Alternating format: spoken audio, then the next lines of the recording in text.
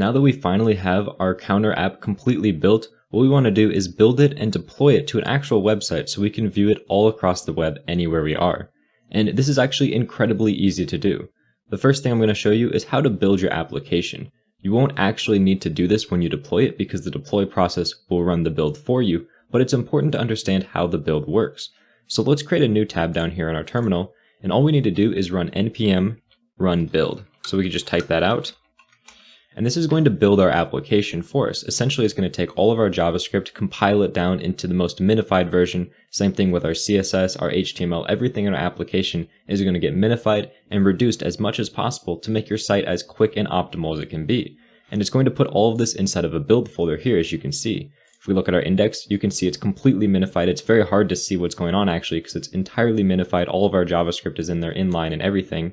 We also have other JavaScript files such as here, and inside of our static we have all of our different JavaScript files, and they're completely minified, so this will be as optimal and quick as possible for any site that you can work with. And in order to deploy your site, it's actually really easy. We're going to use GitHub in combination with Netlify to do continuous deployment every time we push changes to GitHub. So the first thing that we need to do is actually come over here and create a new repository in GitHub. This is incredibly easy to do. You just name your repository whatever you want.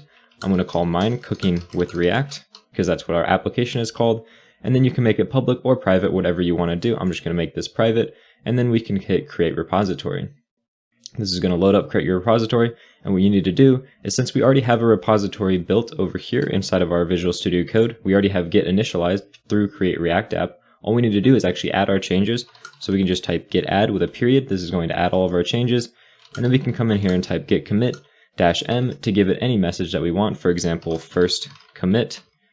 The next thing we need to do is actually add the remote. So over here we have a command that says git remote add. We can just copy this, paste it over, hit enter. This is going to add our remote. And lastly, we just want to push our changes up to our master branch. Again, just copy this command over, hit enter. This is going to push all of our changes to GitHub. And as soon as that's done, if we refresh over here, you'll see that all of our changes are available over here. And now we can go over to Netlify in order to set up our continuous deployment of our site. So if we go to Netlify's homepage, we can see here we can log in. I'm just going to log in with my GitHub account, which is going to be fairly straightforward. So that set up my Web Dev Simplified GitHub account with this. And essentially here it just tells you a little bit of a quick start guide. We're just going to skip this. And the first thing we want to do is get a new site from Git. And we're going to connect to GitHub because that's where we're hosting our application. And here it's going to give us a little pop-up that's going to authorize us. And I recommend selecting to only authorize a single repository. And we're going to select the repository we just created, Cooking with React. And then we just had to hit install. And what that's going to do is it's going to bring up that application here. We can click on it, and this is going to allow us to deploy our application. And luckily for us, all of these defaults should be what we want.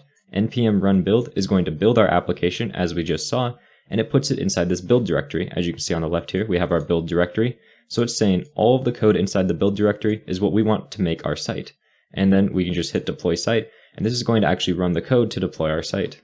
Let me just maximize this here for you, and you can see it says it's deploying the site, and if we click on this we actually get the information. You can see that it's building our site, it's installing our node modules, and this takes a little bit of time, so I'm just going to come back to you when this is finished.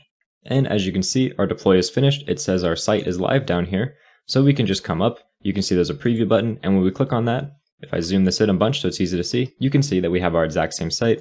All of the buttons are working, toggling the theme is working. So now we have an actual site that's deployed to Netlify, and we have a URL up here. This is just a temporary URL. You can actually set up your own domain if you want, but by default, if we go over to Netlify here, go back to our main overview, we can see that we just have a default generic URL that's supplied for us.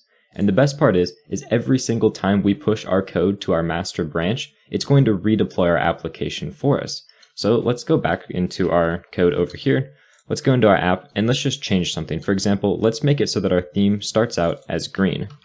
So we can change that to green, and we can do another commit. So we can just say git add period, git commit, give it a message by using -m. We can just call it green buttons, and then we can just call it git push.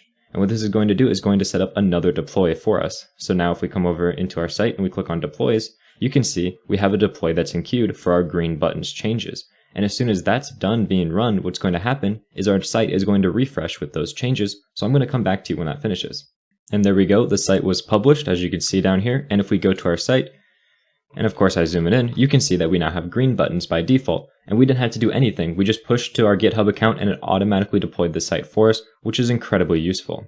Now that we have continuous deployment set up, we can finally jump into actually building our real-world version of this application, which is going to be a ton of fun. In the next video, we're going to take a look at taking our app that we have now, stripping everything back out of it, and taking a look at the real-world application we're going to build for the rest of this course. I'm really excited to get started with this, and I hope you are too.